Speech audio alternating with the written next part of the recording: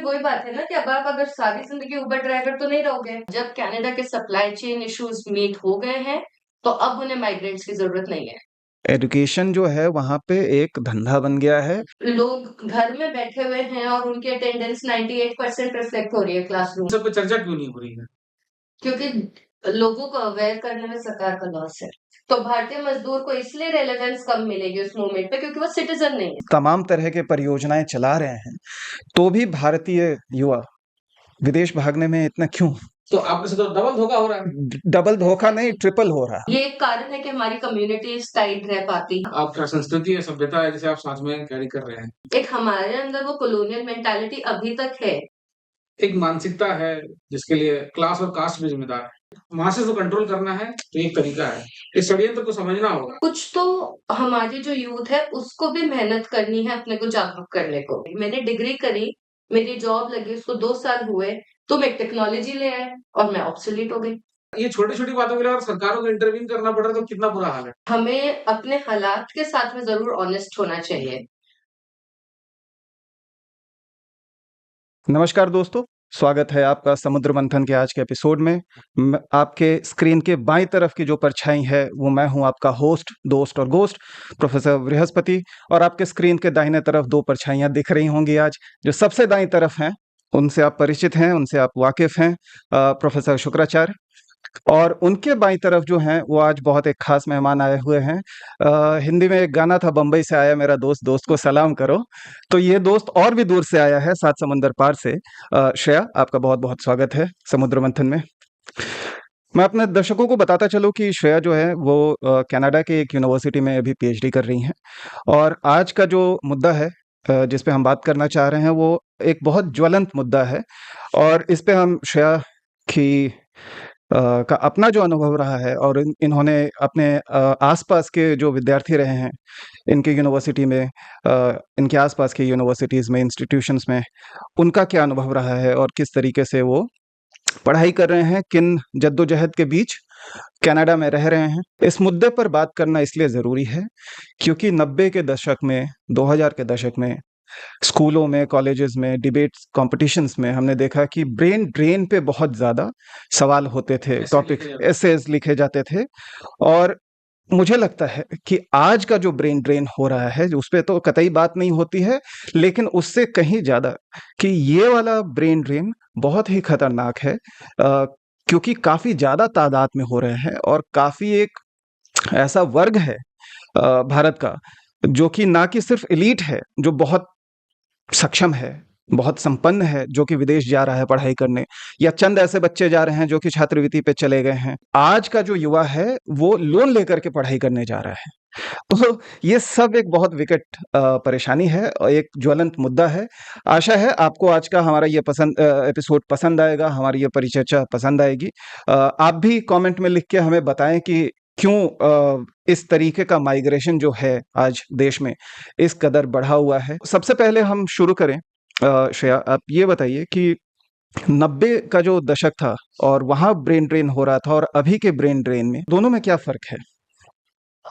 मेरे ख्याल से जो 90s के डेकेड में ब्रेन ड्रेन हो रहा था, उसके अंदर लोग भारत से बाहर जा रहे थे बेटर अपॉर्चुनिटीज के सर्च में, कि हमें अच्छी वेल पेइंग जॉब मिलेगी।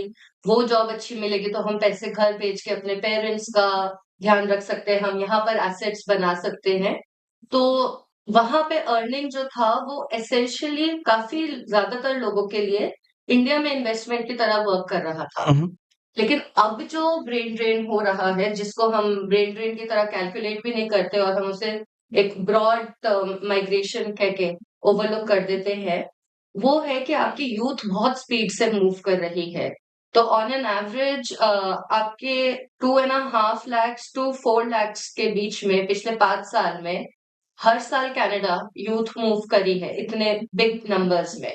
तो अब जैसा आपने कहा कि इट्स नॉट जस्ट कि जो बड़े पैसे वाले लोग हैं सिर्फ उनके बच्चे जा रहे हैं, लोग लोन ले लेकर भी जा रहे हैं, घर जमीन जायदाद बेच के भी जा रहे हैं। सब अपने प्रॉपर्टी वगैरह के पेपर्स रख के, इस उम्मीद में कि हम अगर कनाडा जाते हैं और हमारी जॉब वहां लग जाती है तो हम यहाँ पर आके अपने मतलब वहां से पैसे भेज के फैमिली को सपोर्ट कर सकते हैं। पर अब प्रॉब्लम ये हो रही है कि हम रिसेशन में हैं, हम इन्फ्लेशन में हैं और जब कनाडा के सप्लाई चेन इश्यूज मीट हो गए हैं, तो अब उन्हें माइग्रेंट्स की जरूरत नहीं है। तो बच्चे डिग्री कर भी लें अगर, डिप्लोमा कर भी लें अगर, तो भी वो अक्सर उन्हीं जॉब्स में लैंड करते हैं जो कि बहुत लो पेइंग होती हैं, कम पैसे दे रहे हैं कम उनको। पैसे और कॉन्ट्रैक्चुअल होती हैं कि आज आपका कॉन्ट्रैक्ट खत्म हुआ, आपकी जॉब खत्म हुई, जी। कोई जॉब सिक्योरिटी नहीं है, कोई वो नहीं है कि आपको बेनिफिट्स मिल रहे हों कि इंश्योरेंस बेनिफिट मिल गया, हेल्थ केयर बेनिफिट कुछ नहीं है। हम्म। तो मेरा जो मेन प्रॉब्लम आता है इस वाले ब्रेन ड्रेन से वो ये है कि एक तो मैं इंडिया के पैसे लोन में इंडिया को डेट में करती हूँ टेम्परेरीली, फिर मैं वहां जाके सोचती हूँ कि चलो अब मैं अपना लोन उतारना शुरू करूँ और मेरे पास में वहां रहने के भी पैसे नहीं है, लोन उतारना तो दूर की बात है। और मुझे तो पिछले हफ्ते एक एजेंट मिला था हम्म। जो कह रहा था कि आचार्य आपको अगर कनाडा चलना है या किसी को भेजना है तो उसकी लाइफ में सेट कर दूंगा, वहां पे लाखों डॉलर कमा रहे हैं लोग महीने का, हम्म। और वहां पे तो अपॉर्चुनिटी अपॉर्चुनिटी है और Canada is waiting for many Indians. ये सच नहीं है क्या? तो मैं कल ही एक वीडियो देख रही थी जिसके अंदर ये चीज आ रही थी कि agents and very very small private colleges इनके बीच में साठगांठ है। हम्म। तो क्या होता है कि एजेंट यहाँ से आपको बोलेगा कि मैं आपको वहां कॉलेज में बिठा भी दूंगा, आपकी जॉब भी लग जाएगी, आप तो पैसे में खेलेंगे। तो एंड ऑब्वियसली यहाँ पर इतना कम लो पेइंग जॉब्स है कि पीपल गेट कैरिड अवे। अब वहां पे जाके जो प्रॉब्लम हो रही है वो ये है कि इन कॉलेजेस की जो बहुत छोटे कॉलेजेस हैं कि एक घर के अंदर कॉलेज बना लिया प्राइवेट कॉलेज, एक कमरे के अंदर एक प्राइवेट कॉलेज बना लिया, तो बच्चे वहां चले तो गए। एक तो वहां पे फीस बहुत ज्यादा हम्म। होती है उन प्राइवेट कॉलेजेस की, दूसरा उनका क्रेडिटेशन कुछ नहीं मैटर करता। अनुमानन कितना फीस होगा? $8,000 एक इन साल भारतीय का, रुपए में कितना होगा? 7 लाख से ज्यादा। एक साल का 7 लाख रुपए फीस लग रहा है, सिर्फ फीस लग रहा है, सिर्फ फीस लग रहा और है। रहने और खाने की आप बात नहीं कर नहीं रहे। नहीं नहीं, अभी नहीं, और इन कॉलेजेस का क्रेडिटेशन भी नहीं है, मतलब इनको मान्यता प्राप्त गवर्नमेंट नहीं है। नहीं है। तो उसका उससे क्या हो रहा है कि अब ये जॉब इनको नहीं मिल रहा। उस वीडियो में हम लोग कल देख रहे थे, बड़ा एक इंटरेस्टिंग चीज था कि लोग घर में बैठे हुए हैं और उनकी अटेंडेंस 98% रिफ्लेक्ट हो रही है क्लासरूम में, और बच्चे से पूछो तो बच्चा कह रहा है मैं तो एक भी दिन नहीं गया क्लास में। घर में बैठने से आपका तात्पर्य है कि वो नौकरी कर रहा है कुछ छोटी मोटी, और वो नहीं मतलब कॉलेज में क्लास नहीं हो रही है, बस हाँ, अटेंडेंस ऑनलाइन हो लिए रही, जा रहे हैं। ऑनलाइन क्लासेस चल रही हैं। हाँ, बट वो उस मुझे लगता है कई लोग उस पर्पज से भी जा रहे हैं कि बस वो नाम लिखवा ले और जैसे इन्होंने बताया वो कुछ काम करे उधर जाके। लेकिन काम में फिर वही बात है ना कि अब आप अगर सारी जिंदगी उबर ड्राइवर तो नहीं रहोगे, बिल्कुल सही बात है। आप हाँ, टेम्परेरीली अपना खर्चा निकालने के लिए बन जाओ डिलीवरी पर्सन, लेकिन अगर आपकी या बड़े बड़े दुकानों में हाँ मतलब जो warehouses warehouse. Supermarket में। डांस क्लासेस वगैरह कुछ भी आप शुरू कर लो, ये सब कॉन्ट्रैक्चुअल जॉब्स। तो इनसे आप अपने सीवी पर कुछ नहीं गेन करते, आप इस चीज में कुछ नहीं गेन करते हैं कि हमारे को इतना पैसा मिल गया कि हम घर पैसा भेज सके। आपको इतना पैसा मिलता है तो अपना खर्चा चला सके, वो भी मुश्किल हो रहा है अब क्योंकि आपके प्रॉपर्टी के रेट्स बहुत हाई हो गए, वहां पे रेंट के रेट्स बहुत हाई हो गए, इन्फ्लेशन इतना ज्यादा है, खाना अफोर्ड करना मुश्किल हो रहा है। औसतन कितना रुपया खर्च होता है रहने में वहाँ?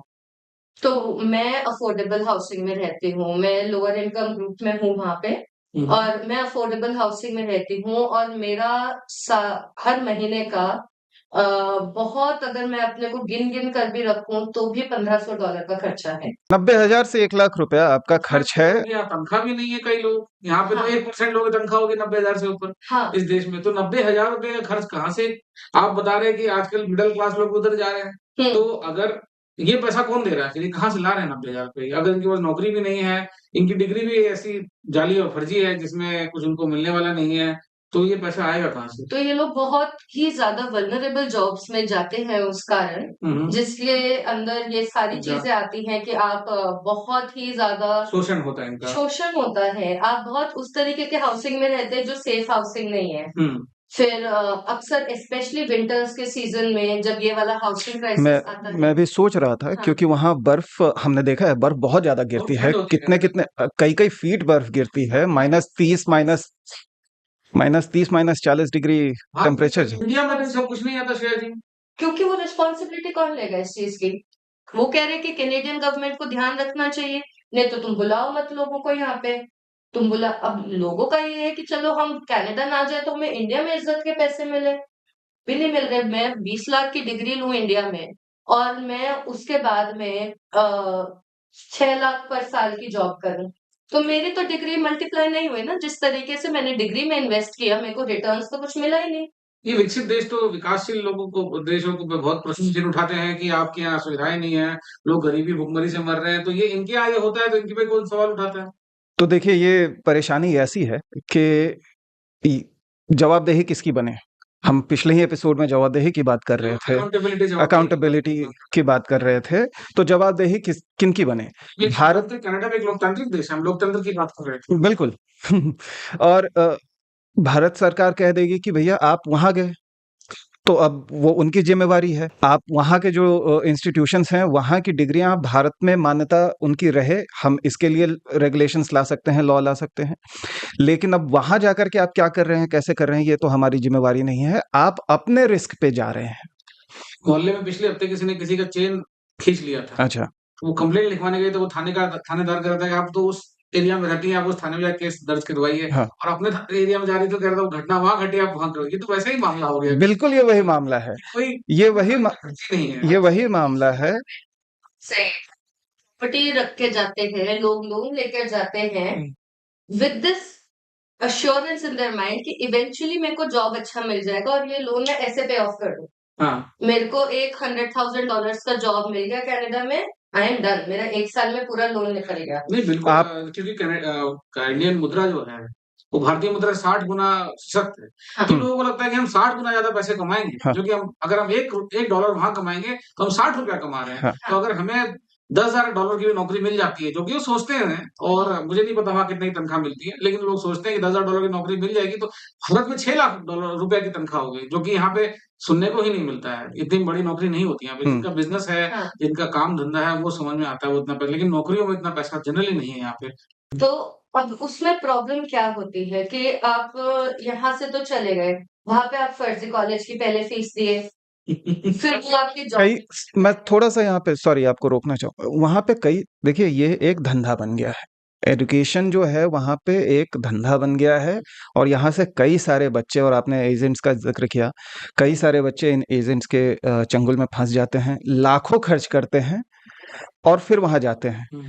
और वहां पे सपने के साथ और वहां पे कई सारे ऐसे कॉलेजेस हैं जिनको की कोई मान्यता नहीं है।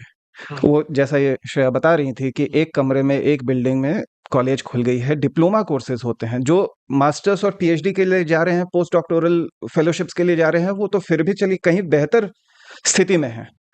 जो लेकिन उनसे पहले वाले डिप्लोमा कोर्सेज के लिए जाते हैं, सर्टिफिकेट कोर्सेज के लिए जाते हैं, उनके लिए अलग तरह की परेशानी है। तो लोगों में ये अवेयरनेस कौन फैलाएगा? ये जन चेतना कौन फैलाएगा? ये जागृत कौन करेगा उनको कि ये गलत हो रहा है और आप जो सोच रहे हैं वैसा नहीं है? इन सब पे चर्चा क्यों नहीं हो रही है? क्योंकि लोगों को अवेयर करने में सरकार का लॉस है। ना तो आपको उतने सस्ते लेबरर्स मिलेंगे, अगर आप लोगों को पहले से बता देंगे कि आप कनाडा आएंगे और आपको जॉब नहीं मिलेगा, या मिलेगा तो इस तरीके का मिलेगा कि आप उबर चलाएंगे सारे दिन, लिफ्ट एक और उनकी है, ओला की तरह लिफ्ट चला लो, या आप हमारा जैसे यहाँ पे जोमेटो है, वहां पे डोर डैश होता है कि उनकी डिलीवरी कर दो। तो शुरू शुरू में वो आपको ऐसे टेम्प्ट करते हैं कहकर कि ये तो स्टूडेंट लाइफ का पार्ट है, तो आप ये इस तरीके से अर्निंग्स कर लो।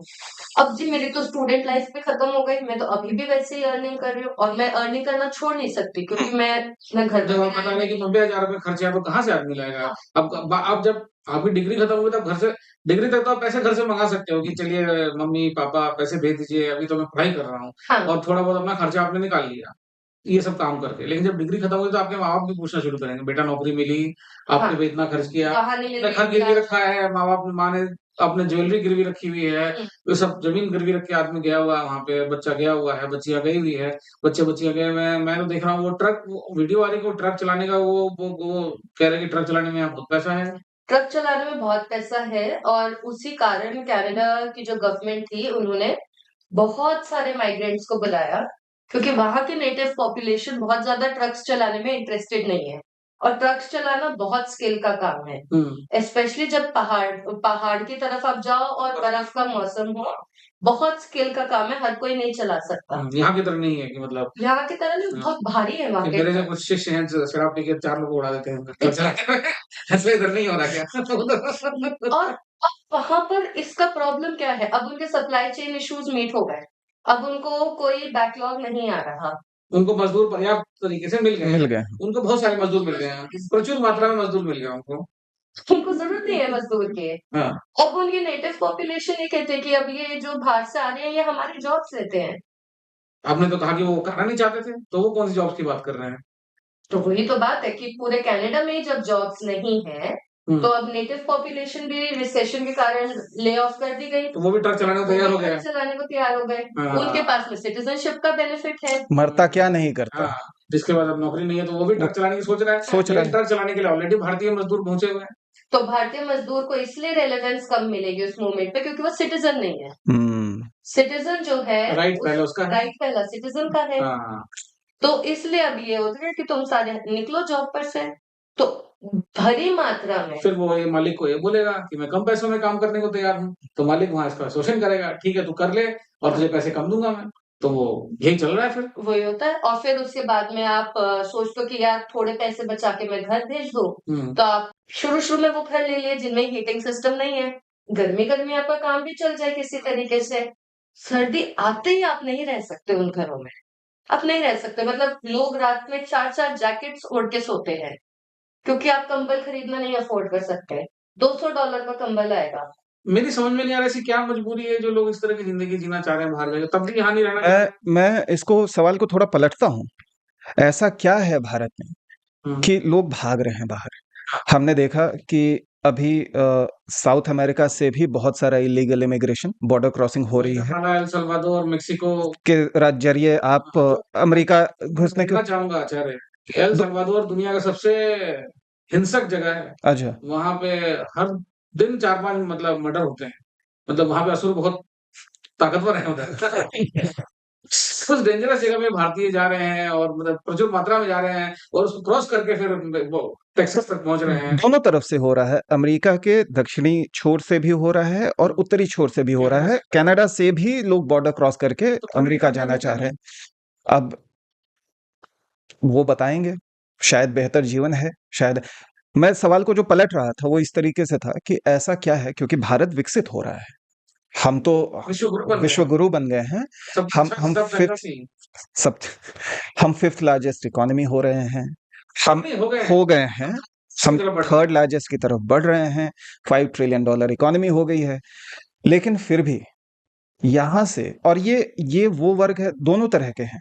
एक तो वो जो थोड़ा पढ़ा लिखा है, जो सक्षम है लोन ले पाने के, और दूसरा जो वैसा वर्ग जो कि बिल्कुल मजदूर क्लास है, वो भी भाग रहा है। डंकी नाम की पिक्चर भी आई थी यहाँ पे शाहरुख खान लोगों को लंदन पहुंचाने के लिए जद्दोजहद कर रहे थे और मतलब किरदार ऐसा था। तो डंकी मतलब होता है कि खच्चर में बैठा के लोगों को कहीं पहुंचाना, और कबूतरबाजी भी कहते हैं हिंदी में इसको, डंकी भी कहते हैं। ये सब धड़ल्ले से चल रहा है। और कई सारे पकड़े भी गए हैं जो कि Canadian, Mexican, American security agencies हैं, पुलिस है वहां पे, उन्होंने इनको पकड़ा भी है कि आप इलीगली क्रॉस कर रहे हैं। तो एक पढ़ा लिखा तबका और दूसरा कि जो कम पढ़ा लिखा है, दोनों भाग रहे हैं। तो अगर भारत इतना तेजी से विकसित हो रहा है, यहाँ पे हम हर तरह के मेक इन इंडिया और स्किल इंडिया और तमाम तरह के परियोजनाएं चला रहे हैं, तो भी भारतीय युवा विदेश भागने में इतना क्यों? आप तो रह रही हैं, आपका क्या अनुभव है, आपका दृष्टिकोण क्या है इसको लेकर? 2 बात बोलना चाहूंगी। पहला, जो हम अभी डंकी या कबूतरबाजी की बात कर रहे थे, अभी हाल ही में आई थिंक पिछले साल एक केस आया था कि एक 4 लोगों का फैमिली, इंडियन फैमिली, वो इलीगली मूव कर रहे थे मेक्सिको से यूएस की तरफ।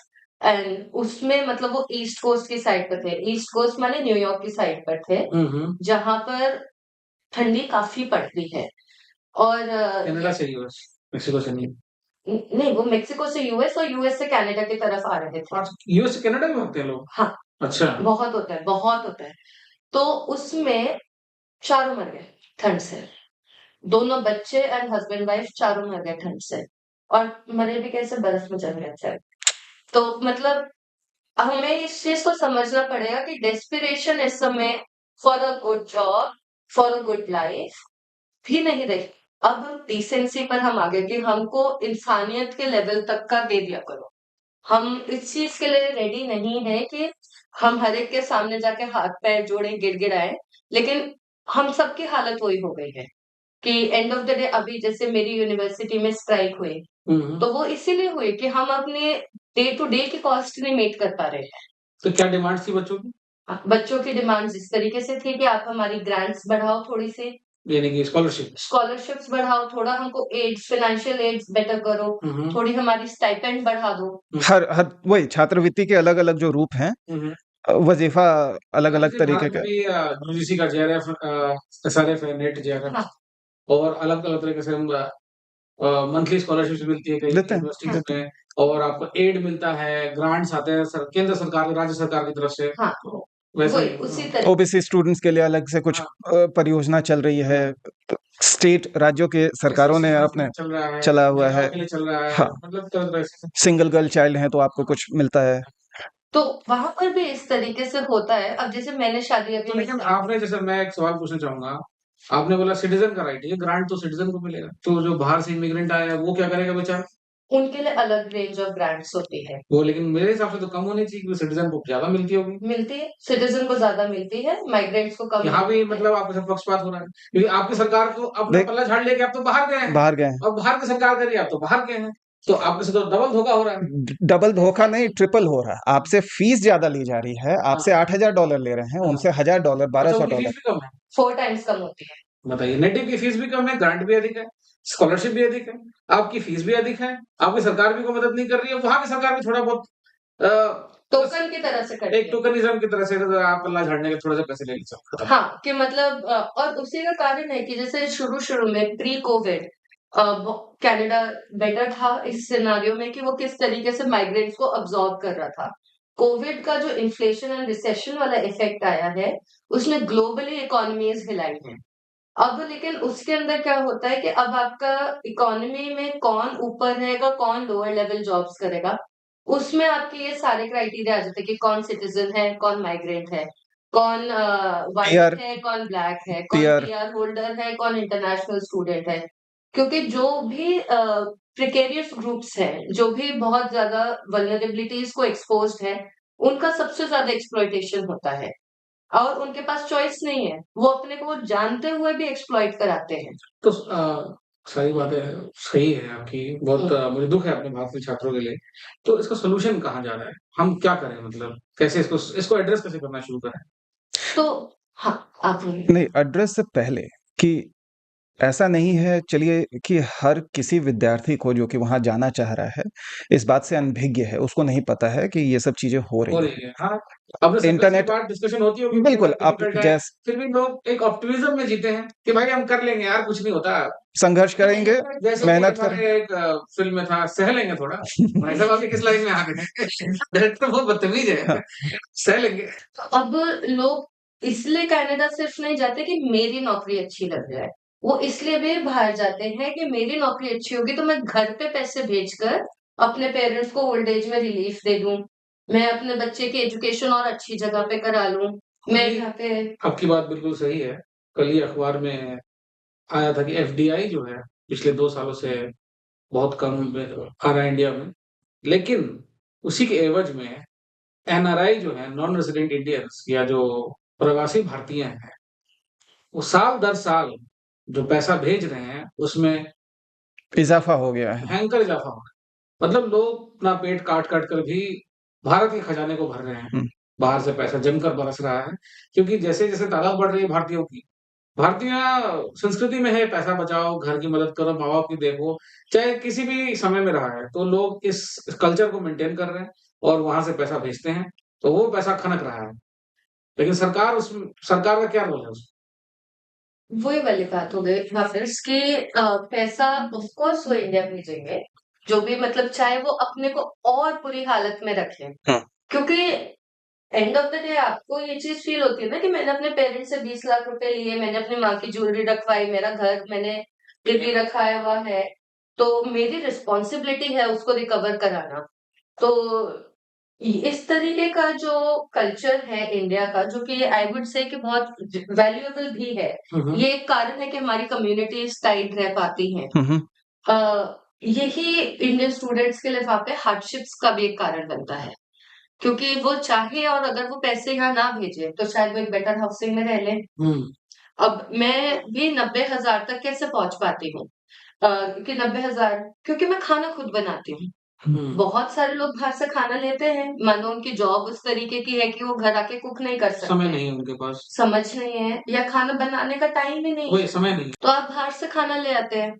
तो अब और जो कि वो हेल्दी नहीं है, हेल्दी भी नहीं है, महंगा तो है, जेब से पैसा गया ना। तो अब मेरे को जैसे एक राजमा चावल मानो मैंने खरीदा वहां पे, कम से कम भी मुझे $11 का मिलेगा, यानी कि 650 रुपए का, 650 रुपए का। अब मैं अगर घर में इंडिया से मैं अपनी दालें लेकर जाती हूँ, मैं वहां जाके दाल भी नहीं खरीदती क्योंकि इतनी महंगी है कि क्योंकि नेटिव फूड नहीं है। तो वो माइग्रेंट फूड करके ऐसे करते हैं कि आपके लिए हमने प्रोविजन सा क्रिएट किया हुआ है यहाँ पर, तो अब उस खाने को खरीदना बड़ा महंगा है, तो मैं तो यहीं से लेकर जाती हूँ जितनी बारी आती हूँ। तो अब मैंने राजमा अपने सोक कर लिए, चावल भी मैं यहाँ से लेके जाती हूँ, और टमाटर मैंने $8 के खरीद लिए। तो मैं 3 बारी का राजमा चावल $8 में बना लूंगी। और सिर्फ आप ही नहीं लेके जा रहे हैं। मैं भारतीय जो बेहतर नौकरियों में हैं, डिप्लोमेट्स हैं या किसी मल्टीनेशनल फर्म में मैनेजर्स हैं, वो भी यहाँ से मसाले लेके जा रहे हैं, अचार पापड़ लेके जा रहे हैं, दालें लेके जा रहे हैं, सोयाबीन लेके जा रहे हैं। ये सब सिर्फ खाना ही नहीं है, आपकी मिट्टी की खुशबू है, आपका संस्कृति है, सभ्यता है, जिसे आप साथ में कैरी कर रहे हैं। और हमारे को आदत होती है एक टेस्ट की। वहां पर आप इंडियन फूड खाएंगे भी तो भी आपको इंडियन फूड सा नहीं लगेगा, क्योंकि वो इंडियन फूड अब कैनेडियन लोगों के हिसाब से बनाने लग गए। तो आपके मसाले कम हो जाते हैं, आपकी खटाई कम हो जाती है। अब आपके यहाँ पे जैसे देसी टमाटर आते हैं, वहां नहीं आते, तो फिर अब आप वहाँ एवोकाडो डल रहा है हर चीज में। सब इंडियन बॉडीज को नहीं सूट करता। हमारा बना ही नहीं उस तरीके का शरीर, हमारा इंडिया के लैंड और क्लाइमेट के हिसाब से हमारी बॉडीज बनी है, तो हमारे लिए वो अच्छा नहीं है। हमारे लिए इमली, हमें इमली पसंद है, इमली नहीं मिल रही उधर, नहीं मिलती। तो अब बड़ी उस तरीके की दिक्कत आती है कि होम सिकनेस कितने लेवल्स पर हो रहा होता है, तो लोगों की मेंटल हेल्थ बिल्कुल खराब हो चुकी है। बहुत वैलिड पॉइंट आपने उठाया, क्योंकि इतने स्ट्रेस में लोग रह रहे हैं। जब आप कह रहे हैं कि बुरी स्थिति में हाउसिंग मिली हुई है, जहाँ घर है उसका, उसके खर्चे नहीं पूरे हो रहे हैं, और घर का खाना नहीं मिल रहा, आसपास अपने लोग नहीं है, और बेचारा मतलब घर की याद भी आ रही है। हाँ, तो करे क्या? करे क्या? और उसका कारण होता है कि फिर बहुत सारे केसेस ऑफ सुसाइड्स बढ़ते हैं। अब उन पेरेंट्स की सोचो जिन्होंने लोन लिया, घर गिरवी रखा, ज्वेलरी गिरवी रखी और बच्चा खो दिया, क्या मिला उनको? बहुत बुरा हो रहा है। और सिर्फ इतना कहना इनफ नहीं है कि हम बॉडी को इंडिया बुला लेते हैं। मेरा तो की क्वेश्चन ये है कि हम अगर इस चीज की उम्मीद करते हैं कि कैनेडियन गवर्नमेंट को इंडियन स्टूडेंट्स के लिए प्रोविजन करने चाहिए, उनको ग्रांट्स ज्यादा देनी चाहिए, बेटर जॉब्स देनी चाहिए, सिक्योर जॉब्स देनी चाहिए। हमें वही सोल्यूशन की जरूरत है। सोल्यूशन क्या है इसका, और ये कैसे इसकी इन चीज की रोकथाम की जाए, अवेयरनेस फैलाया जाए, हम क्या कर सकते हैं अपने लेवल पे, और इंडिया की सरकार को हम किस तरह से मतलब कह सकते हैं कि आप जागरूक करिए लोगों को। और ये बातें होनी चाहिए कि सब कुछ रोजी रोजी नहीं है, सब गुलाबी गुलाबी नहीं है कि सब अच्छा है, सब उधर कुछ कुछ लालिमा भी है। हाँ लेकिन सब डॉलर डॉलर नहीं है। हाँ, और क्या है, मैं जो अभी कह रही थी कि हमारे इंडियंस की एक्सपेक्टेशन, हमारे इंडियंस की ही नहीं और भी जितने अलग नेशनैलिटीज के लोग आते हैं, उनकी एक्सपेक्टेशन होती है कि यार हमको सिक्योर जॉब्स दो, हमें गिग जॉब्स नहीं करने। गिग जॉब मतलब कि जो भी आपका एम्प्लॉयमेंट है वो एक कॉन्ट्रैक्ट से दूसरे कॉन्ट्रैक्ट तक है, या एक आपको असाइनमेंट मिला, वो आपका जॉब है। प्रोजेक्ट बेसिस पे आप काम कर रहे हैं, 3 महीने, 6 महीने, 2 साल भी हो सकता है, वो 3 दिन का भी प्रोजेक्ट हो सकता है। जैसे कि भारत में मैं दर्शकों को बताना चाहूंगा, या अगर जोमेटो से डिलीवरी मंगाते हैं तो डिलीवरी वाला गिग इकोनॉमी में काम कर रहा है, उसको ये आज 10 डिलीवरी करनी है उसने कर दी, या 20 डिलीवरी करनी है उसने कर दी, यही है उसका काम, आज की पेमेंट हो गई उसकी, कल का पता नहीं। कल अगर वो एक्सीडेंट में उसके हाथ पैर चले जाते हैं, कि जिस तरह से वो गाड़ियां चलाते हैं आप देखते ही हैं, जल्दीबाजी में डिलीवरी करने की कोशिश करते हैं, कंपनी उसके लिए कोई जवाबदेही नहीं लेती है, वो बेचारा अपने पर है। तो लोग अपनी जान जोखिम में डाल के काम कर रहे हैं 20 डिलीवरी करने के लिए, ये सिस्टम चल रहा है। और और उसमें भी हम रिलाई करते हैं कि कोई सामने से हम पर थोड़ा-सा जेनरस हो जाए तो टिप दे दे। तो हम बख्शीश बख्शीश दे दे, हाँ। की अच्छाई पर रिलाई करने लग गए हैं। हाँ। अब उसका मैं तो कहना चाह रही हूँ कि हम इंडियन स्टूडेंट्स पर्टिकुलरली क्योंकि बहुत ज़्यादा नंबर में हैं कनाडा में, तो उनका रिपीटेडली ये क्वेश्चन होता है कि हमारे लिए अपॉर्च्युनिटीज़ कनाडा क्यों नहीं क्रिएट कर रहा? मैं इस क्वेश्चन को थोड़ा अलग तरीके से टर्न करना चाहती हूँ कि भारत सरकार अपने स्टूडेंट्स के लिए अपॉर्च्युनिटीज़ क्यों नहीं क्रिएट कर रही कि इन्हें बाहर जाना ही ना पड़े? भारत में ही क्यों ना इतने बेहतर। और देखिए, मैं कोविड की भी बात हुई थी थोड़े समय पहले, तो मुझे याद है कि जैसे ही कोविड के रिस्ट्रिक्शंस खत्म हुए थे, सबसे पहला वीज़ा जो अमेरिकन कैनेडियन एम्बेसीज ने भारत में खोला था, वो स्टूडेंट वीज़ा था। आज भी 2.5 लाख 3 लाख बच्चे हर साल कनाडा जा रहे कम से हैं, कम। कम से कम। उतनी ही मात्रा में या शायद उससे भी ज़्यादा अमेरिका जा रहे हैं। हो सकता है उससे कुछ कम नंबर में ऑस्ट्रेलिया जा रहे हों, जर्मनी जा रहे हैं, यूके जा रहे हैं और यूरोप के देशों में जा रहे हैं। और भारत जो पैसा है वो बाहर के देशों में जा रहा है। तो हम ए इस पलायन को, एक तो और कई सारे ऐसे हैं विद्यार्थी जो वहां जाकर के वापस नहीं आ रहे हैं। तो जिस बात से ये एपिसोड शुरू हुआ था ब्रेन ड्रेन का, ये वो खतरनाक वाला ब्रेन ड्रेन है, क्योंकि 90s वाले तो फिर भी स्वदेश बता रहा था कि हाँ ये देश है तेरा, स्वदेश है तेरा, वापस आओ, यहाँ के लिए काम करो। ठीक है, देख लिया वहां की चकाचौंध, 4 साल 6 साल 10 साल। मैं अपनी बात करूँ जी। वो लोग सक्षम भी थे ना, वो नासा का साइंटिस्ट था। ठीक था, अब बिल्कुल कैब चला रहा है बेचारा, वो यहाँ आके कैब चलाए, क्या पैसा मिलेगा? बिल्कुल ठीक है। मैं उसी बात पे कह रहा था कि एक तो चलिए वो ब्रेन ड्रेन और अभी का ब्रेन ड्रेन बहुत अलग है। जो जिस बात से हमने बात शुरू की, अभी का युवा बाहर जा रहा है और वहां रह जा रहा है। तो सोचना समझने वाला जो एक तबका है, जो कि 90 के दशक में, 2000 के दशक में जिन्होंने पढ़ाई की है, जो अब या फिर उसके बाद के भी दशकों में जो जो जो जन्मे और पढ़ाई की, स्कूली शिक्षा यहाँ से ली, अब वो वहां जा रहे हैं, वो शायद वापस ना लौटे, और कई सारे लौट भी नहीं रहे हैं, जितना जहां तक हम देख रहे हैं। और तो आपका कहना है शायद कि सरकार, भारत सरकार भारतीयों के लिए भारत में क्यों ना अपॉर्चुनिटीज क्रिएट करे, कई तरीकों के, कि हम जो पैसा बाहर भेज रहे हैं पढ़ाने के लिए, वो हम यहीं पे खर्च करें। और हम जो वहाँ दो कुछ भी ऑड जॉब्स कर करके अपना रहने की व्यवस्था कर रहे हैं, उससे बढ़िया हम अपने घरों में रहें, अपने फैमिलीज के साथ रहें। वैलिड प्रश्न है आपका। भारत में हो क्या रहा है कि एक मानसिकता है जिसके लिए क्लास और कास्ट भी जिम्मेदार है। लोग नॉर्मल जॉब्स नहीं करना चाहते। नॉर्मल जॉब्स की स्थितियां भी काफी खराब है। दोनों तरह की बातें हैं। नॉर्मल जॉब्स को लो माना जाता है कि ये मैं काम करूं। हर आदमी जिला कलेक्टर बनना चाहता है, हर आदमी किसी एमएनसी में मैनेजर बनना चाहता है। तो क्या हर आदमी मैनेजर बन सकता है? इतनी वैकेंसीज हैं क्या? सरकार को ये चाहिए कि मैन्युफैक्चरिंग पे फोकस करे। मैन्युफैक्चरिंग ही ऐसा सेक्टर है जो मास लेवल पे एम्प्लॉयमेंट दे सकता है। ऑलरेडी फार्मिंग में हमारे पास बहुत सारे लोग हैं, 54% ऑफ फार्मिंग में लगे हुए हैं। अब उसके बाद हमारे ब्यूरोक्रेट्स ने 90 के दशक और अर्ली 2000 में बहुत सेलिब्रेट किया कि हम तो डायरेक्टली जी फार्मिंग से सर्विसेज में आ गए। हम्म। अरे बेवकूफों, सर्विसेज में एक लिमिटेड नंबर लोग ही जा सकते हैं। हाँ। वो हो चुका है।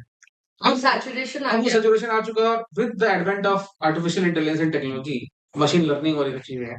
अब ये और सैचुरेशन की तरफ ले ऑफ्स बढ़ रहे हैं। आप देख रहे होंगे, अभी फॉरेन में बढ़ रहे हैं, इंडिया में भी हो रहा है। कल परसों ही मैंने देखा हुँ, कि एक अमुक देश के होटल की घटना है, वहां पे रोबोट जो हैं वो खाना डिलीवर कर रहे हैं।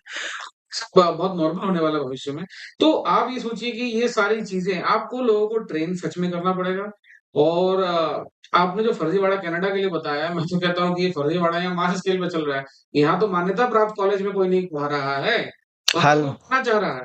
ना कोई पढ़ना चाह रहा है, ना कोई पढ़ना चाह रहा है। हर आदमी क्या कर रहा है, या तो वो विदेश जाने के सपने देख रहा है, या तो सरकारी नौकरी के सपने देख रहा है, हाँ, या तो जल्दी से कैसे अमीर बनने के सपने देख रहा है। कोई भी थोड़ा बहुत सीख के कुछ नया करने की नहीं सोच रहा है, वही ढर्रे पे सब चल रहा है।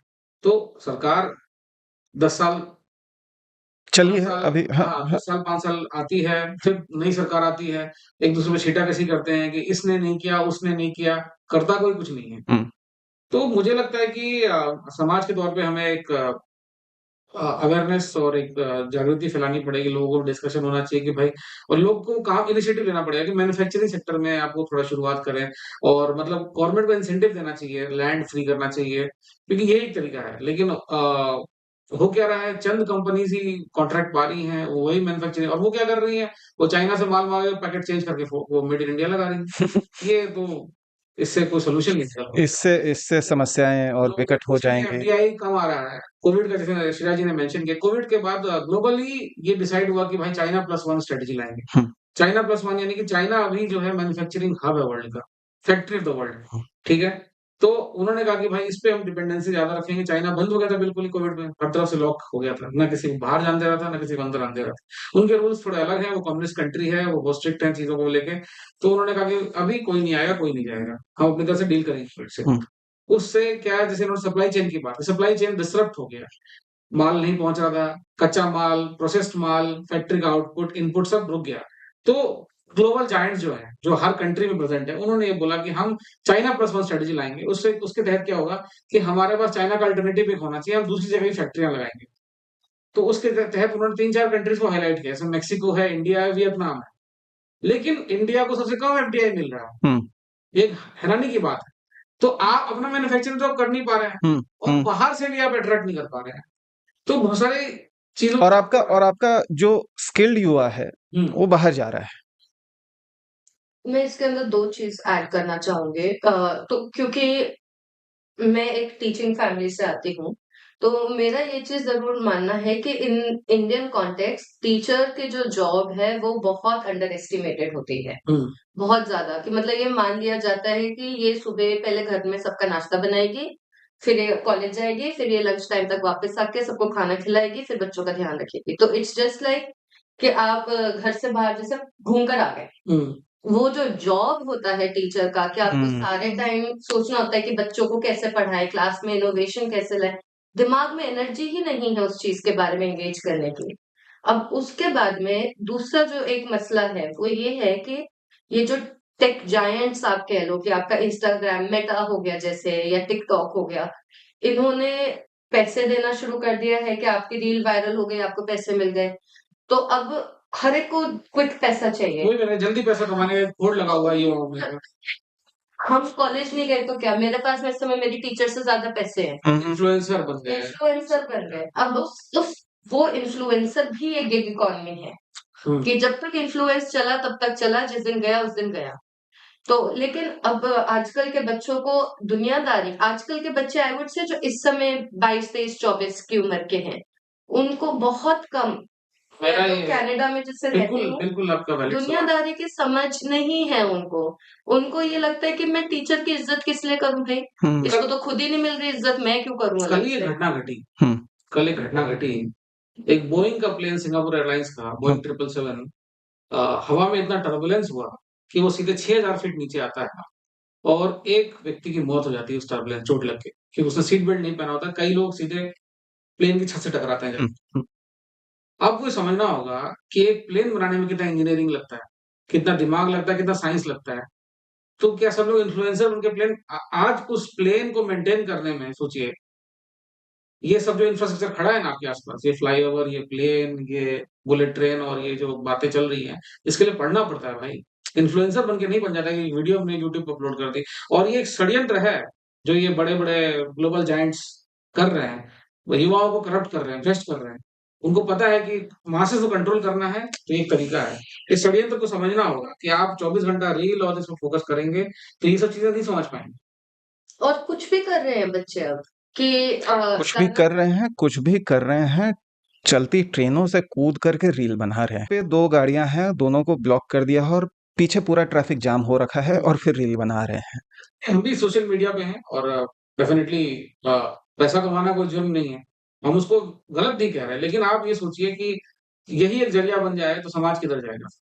और इसमें इस चीज़ को ज़रूर समझना होगा कि इंडिया ने काफ़ी मतलब कम से कम लास्ट 1 डेकेड में तो ये चीज़ हुई है कि आपने टीचर्स को रिप्लेस करना शुरू कर दिया है, हुँ, कि आप उनको बोलो कि तुम कोर्स एरा से अपनी एक क्लास कर लो, हुँ, एडेक्स से अपनी एक क्लास कर लो।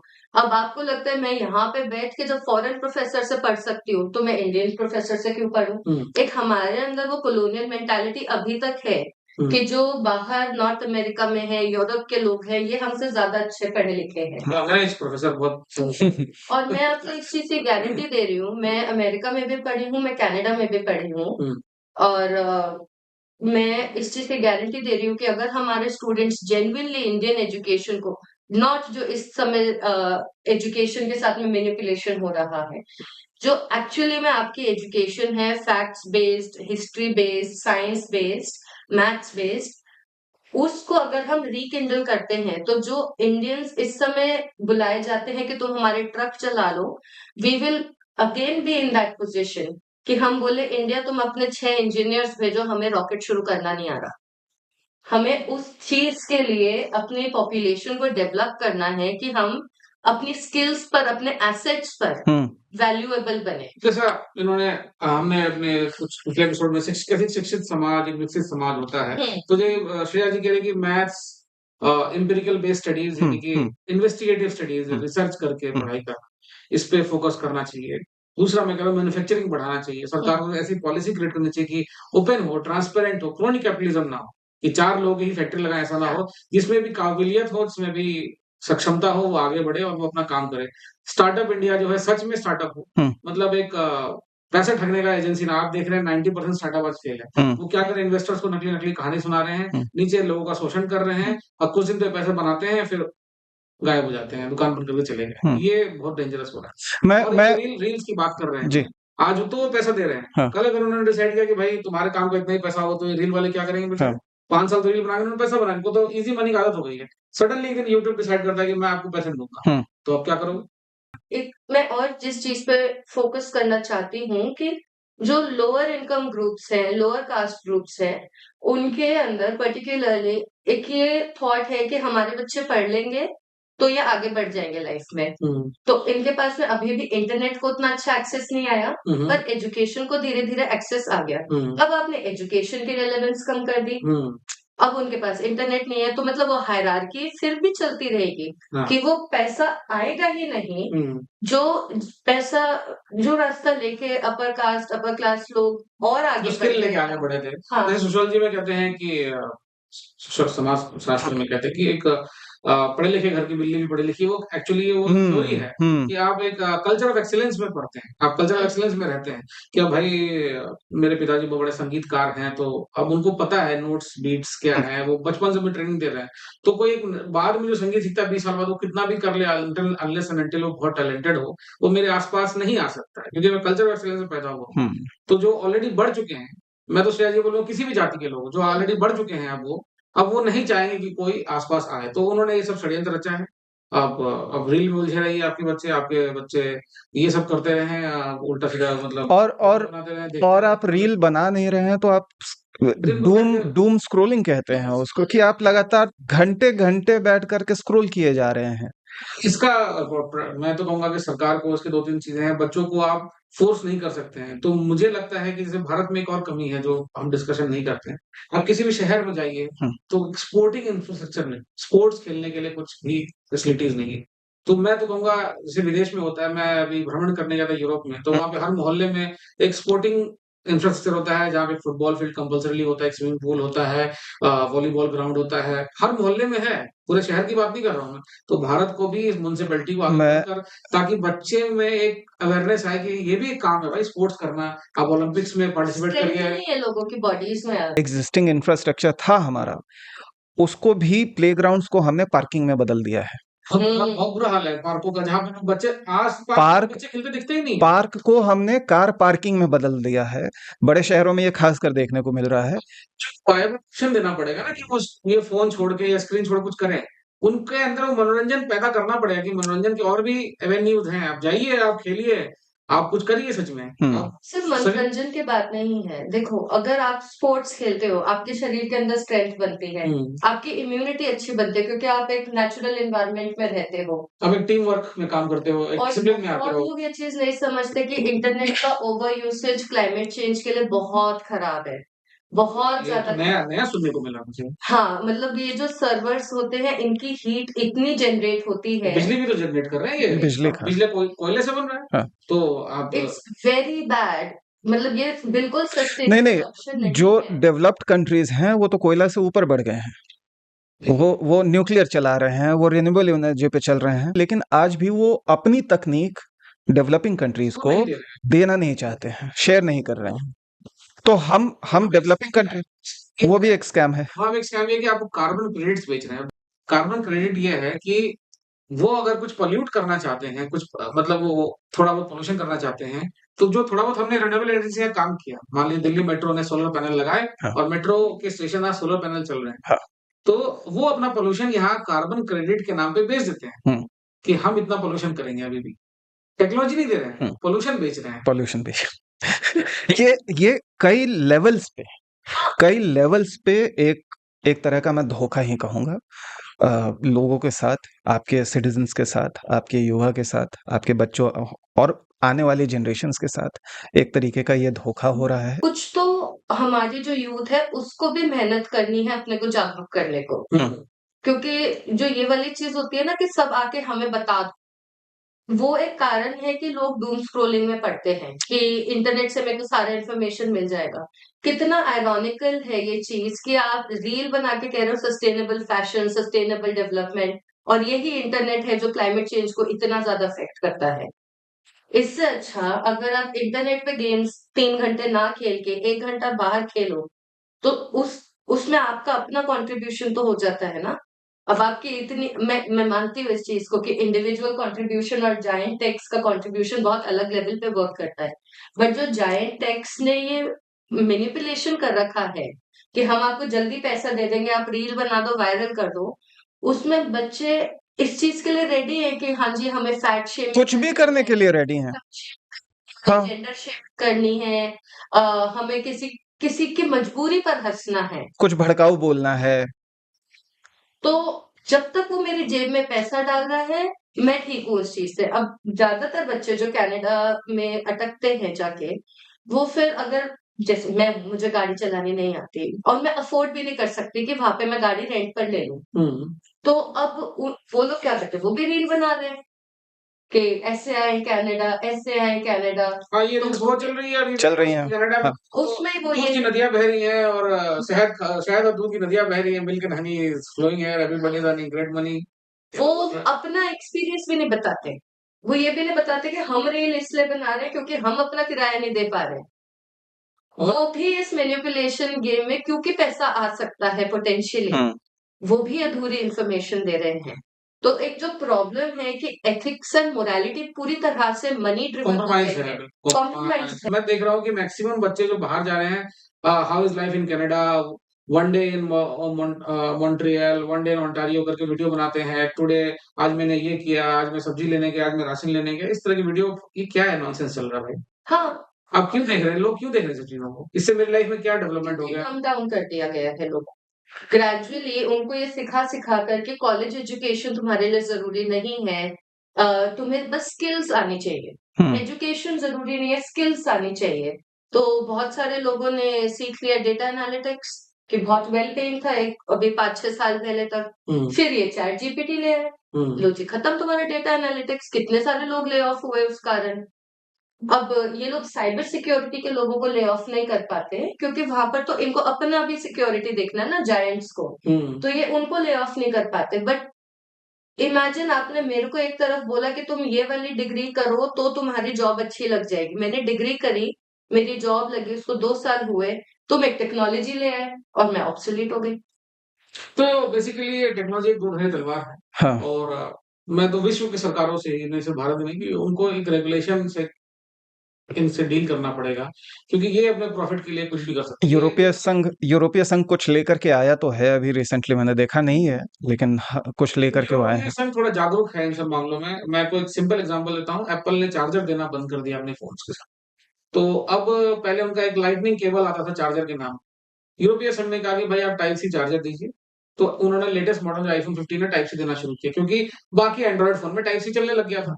तो उन्होंने कहा कि भाई यूरोप में जो भी फ़ोन बिकेंगे सबके टाइप सी चार्जर होंगे। अब एक ग्राहक एक फ़ोन के लिए एक चार्जर खरीदे, अगले फ़ोन के लिए अगला चार्जर खरीदे, चार्जिंग ब्रिक अलग खरीदे, चार्जिंग केबल अलग खरीदे। ये सब क्या धंधा बना रखा है? एक फ़ोन का एक कंपनी का चार्जर दूसरे में लगता नहीं है। हाँ, ये सब चीज़ों के लिए अगर ये छोटी-छोटी बातों के लिए अगर सरकारों को इंटरवीन करना पड़ रहा है तो कितना बुरा हाल है। हम चाहेंगे कि दर्शक प्लीज़ हमें कमेंट में बताएँ कि इन्फ्लुएंसर कल्चर पे आपका क्या सोचना है। अ, श्रेया ने जो बात उठाई कि भारत में अभी शिक्षकों की जिस तरीके से हम जिस नज़रिए से हम अपने शिक्षकों को देखते हैं, उस पे आपका क्या सोचना है? आप ये भी बताएँ कि क्या आप खुद भी कभी बाहर जाके पढ़ाई करना चाह रहे थे या गए थे? तो आपका एक्सपीरियंस कैसा रहा? तो अगर आपको लगता है कि हम कहीं गलत हैं, तो आप वो भी लिख कर के हमें बताइए। आचार्य हम इसमें एक लाइन जोड़ना जी, चाहूँगा, हम जी। किसी को डराने की कोशिश नहीं, हाँ, हम बस आस-पास घटित हो रहा है, हम जागरूक तरीके से उसको समझने की कोशिश कर रहे हैं मैं कि ये हो रहा है। जी। मतलब हम किसी को कुछ डरा नहीं रहे हैं। अगर लोग पढ़ाई छोड़ के अगर रील बनाने में व्यस्त हो गए हैं, तो वो हो रहा है, एक सच है। और आजकल सच बोलना भी डराने के बराबर हो गया मैं इसी के साथ में एक बात जोड़ना चाहूँगी कि हमें अपने हालात के साथ में ज़रूर ऑनेस्ट होना चाहिए। ठीक है, आप सोशल मीडिया पर एक अपनी इमेज बना रहे हो, लेकिन इस चीज़ के साथ में आपको ज़रूर अवेयर रहना चाहिए कि आप उस उतनी स्किल्स के पीछे ना भागो कि वो आपको टेक्नोलॉजी के थ्रू रिप्लेस करती जाए। हम उस कंट्री के लोग हैं जहाँ पे ज़ीरो की इन्वेंशन हुई, जहाँ पे इतने-इतने आपके एपिक्स लिखे गए हैं, इतने ज़्यादा अच्छे फिलॉसफीज़ हैं यहाँ की, लिटरेचर इतना अच्छा है, मैथ्स इतना अच्छा है, we had the best scientists of the world. और दुनिया के सबसे अच्छे विश्वविद्यालय हुआ करते थे, तक्षशिला, नालंदा विक्रमशिला, नालंदा। अब हम माइग्रेंट वर्कर्स के लेवल पर रिड्यूस इवन हो गए मैं हैं। ये बोलना चाहूँगा, बुरा ना लगे किसी भी दर्शक को हमारे आईटी सेक्टर में सबसे अधिक हमारी जनता काम कर रही है और विदेशों में उन्हें आईटी कूलीज कहा जा रहा है। हुँ, आपको आईटी का कूली कहा है, उनको ये पता है आज आप ये सामान ढो रहे हो, कल को कोई मशीन से रिप्लेस आपको कर सकते हैं, इसलिए कूली का दर्जा आपको दे दिया है। आपको थोड़े पैसे ज़्यादा मिल रहे हैं, तो आपको रियलाइज़ नहीं हो रहा है इस बात का। कल उनको कोई रिप्लेसेबल चीज़ आएगी, जैसे उन्होंने बताया डेटा एनालिटिक्स के बारे में, आपको तुरंत से रिप्लेस कर देंगे, आप फिर कहीं के नहीं रहोगे। तो आपको लगता है कि मैंने कंप्यूटर सीख लिया है, तो दुनिया यही है। अभी भी कोर इंजीनियरिंग में बहुत काम बचा हुआ है। आप कोर इंजीनियरिंग की बात करिए, कोर साइंस की बात करिए, जिससे सच में दुनिया ये एक लाइफ आसान कर रही है computer, hmm, but this is not the only thing. ये एक ज़रिया है, it is a means, it is not an and. लोगों ने इसको एंड बना दिया है। ये समझना ज़रूरी है, it is not an and. ये फाइनल वर्ड नहीं है कि सबको कंप्यूटर इतना ही आना चाहिए कि सब रात-दिन कंप्यूटर चलाएँ, मशीन लर्निंग करें, एआई की बात करें। ये एक ज़रिया है और इसको रेगुलेट करके रखना ज़रूरी है, वरना हमारे पूरे मानव सभ्यता पे खतरा बन सकता है। बन ही रहा है, बन बन ही रहा है क्योंकि अब जैसे अगर मैं अपने स्टूडेंट्स को पढ़ाने जाती हूँ, तो मुझे बहुत सरप्राइज़िंग लगता है कि उन्हें जैसे पता ही नहीं कि जूलियस सीज़र कौन है। मेरी एक स्टूडेंट थी जिसने मेरे को ऐसे बोला कि अच्छा तुम्हें इसका पूरा नाम पता था? हुँ, मुझे लगा ये वो इंसान है जिसने एक बारी सीज़र सैलेड बनाई और वो पॉपुलर रह गया। जब तक हम इस चीज़ को नहीं समझेंगे कि स्किल्स के बेसिस पर हम फिर भी एम्प्लॉयमेंट हायरार्की में लोअर लेवल पर ही रहेंगे। हुँ, हुँ, जो अपर हायरार्कीज़ में है, आप उनको देखो, दे आर ऑल एजुकेटेड। उनके हुँ, पास में उनकी साइंस की डिग्रीज़ हैं, उनके पास में उनकी कॉमर्स की, मार्केटिंग की, मैनेजमेंट की, मैनेजमेंट की डिग्रीज़ हैं। लॉ की डिग्रीज़ हैं, मेडिसिन की डिग्रीज़ हैं। तो वो अब जैसे जो बंदा लॉ में बेस्ट हो, टॉप हाँ, क्लास हो, उसको रील बनाने की ज़रूरत ही नहीं है। हुँ, वो अपनी एजुकेशन पर ऊपर चढ़ेगा। हुँ, तो ये तो एक बहुत जो आपका वर्ड अगर मैं यूज़ करूँ कि एक बहुत बड़ा षड्यंत्र है कि आपने लोगों को एजुकेशन से हटा दिया। कुछ लोग एजुकेशन अभी भी ले रहे हैं। क्यों हमारा अनंत अंबानी जाके ब्राउन यूनिवर्सिटी में पढ़ा? हुँ। उसके पास तो पापा का पैसा भी वो रील था। बना सकता था बैठ के घर पे। पापा का पैसा भी है। हाँ, पैसा है तो मैं रील बना सकता हूँ, मुझे तो पैसा कमाने ज़रूरत नहीं, बट क्यों पढ़ा फिर भी वो? हुँ, ग्राउंड जाके हुँ, पढ़ रहा हूँ। क्योंकि एजुकेशन भी अपनी जगह है। है। अगर आपको बार-बार ये चीज़ इंटरनेट पे कोई आके बोल दे कि हाँ जी आप ये वाली चीज़ चैट जीपीटी से सीख लो, पावर पॉइंट आपके लिए चैट जीपीटी हम लोगों को आलसी बना रहे हैं। और मैं ये नहीं कह रही कि रेस्ट मत करो, रेस्ट बहुत ज़रूरी है, ज़रूर करना चाहिए, लेकिन आलसी बना रहे हैं। हम उनको सिखा रहे हैं कि तुम सोचो ही मत। हुँ, पैसा जब तुम्हें ऐसे बेहुदा मुँह बना के मिल जाता है पैसा या तुमने अपने किचन में दूध चीनी मिला के कहा कि आज मैंने खीर बना दी, हुँ, जब तो हम फलानी जगह आलू टिक्की खा रहे हैं, तो हाँ, इनकी टिक्की बहुत अच्छी है, इनके गोलगप्पे अच्छे हैं। अरे हाँ, हो गया, एक आदमी ने बना दिया। 10 आदमी जाके वही वड़ा पाव मुझे खाएगा, वही टिक्की ठीक खाएगा। ठीक ठीक है। सोशल मीडिया की अपनी महत्ता है समाज में। बहुत सारी चीजें जो नहीं, वो एक्सक्लूसिव थी उसको इसने काफी आसान हुआ है। डेमोक्रेटाइज किया है। इवन टेक जायंट्स में भी क्लाइंब अप करना है सोशल लैडर में, इकोनॉमिक लैडर में, तो आपको ये चीज समझनी पड़ेगी कि सिर्फ स्किल से कुछ नहीं होगा। कुछ नहीं होगा, आप स्किल भी बनाओ, लेकिन आपके पास एजुकेशन होनी जरूरी है। स्किल प्लस एजुकेशन, एक आउटलुक होना चाहिए आपका। मतलब अब आप अमेज़न की डिलीवरी कर रहे हो, ठीक है, बहुत अच्छी बात है। पर आप आज को ये सोचो कि अगर मैं अमेज़न के प्रोजेक्ट डेवलपमेंट डिपार्टमेंट में जाना चाहूँ, वो डिलीवरी वाले को नहीं लेंगे उसमें, वो नहीं लेंगे। हाँ, तो जो आप वो करिए वो बिल्कुल बेसिक स्किल्स है, और जो एजुकेशन है वो अपर स्किल्स है, मतलब बिल्कुल आप मतलब एडवांस स्किल्स। एजुकेशन और स्किल दोनों को अलग तरीके से रख रहे हो कि आपको ज़रूरी है कि आप अपना एजुकेशन कंप्लीट करें, कि आप जो हम बचपन में हमको कहते थे कि आपने कॉलेज कर लिया तो मज़े ही मज़े, वो बात पूरी तरह से ठीक नहीं है, आई एग्री, लेकिन वो बात पूरी तरह से गलत भी नहीं है। इंटरनेट और सोशल मीडिया ने हमारे समाज में, हमारे देश में और हर समाज में कई सारे बदलाव वो लेकर के आया है। उसमें कोई दो राय नहीं है, लेकिन उसके जो साइड इफ़ेक्ट्स हैं, हमें उस पे भी ध्यान देने की ज़रूरत है।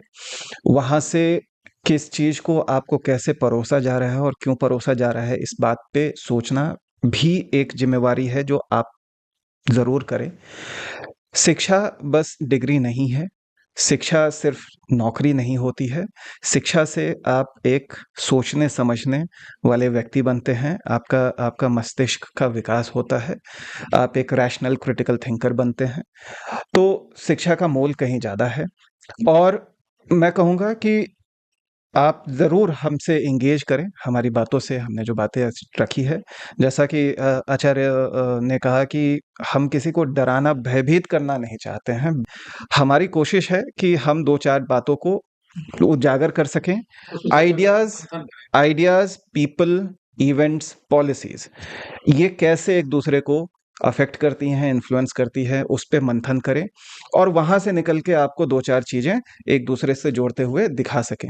मैं फिर से एक बात दोहराना चाहूँगा कि अगर आप विदेश पढ़ाई के लिए जाना चाह रहे हैं, तो उसके बारे में चीज़ें तोल लें, अपना जो है कॉस्ट बेनिफिट एनालिसिस करें, वहाँ की क्या परेशानियाँ हैं, उससे आप उनको समझें, और एक कैलकुलेटेड रिस्क फिर भी मैं कहूँगा कि लिया जा सकता है, जो बिल्कुल ले रहे हैं आप और हम ले रहे हैं, हर दिन कई सारे युवा हमारे ले रहे हैं।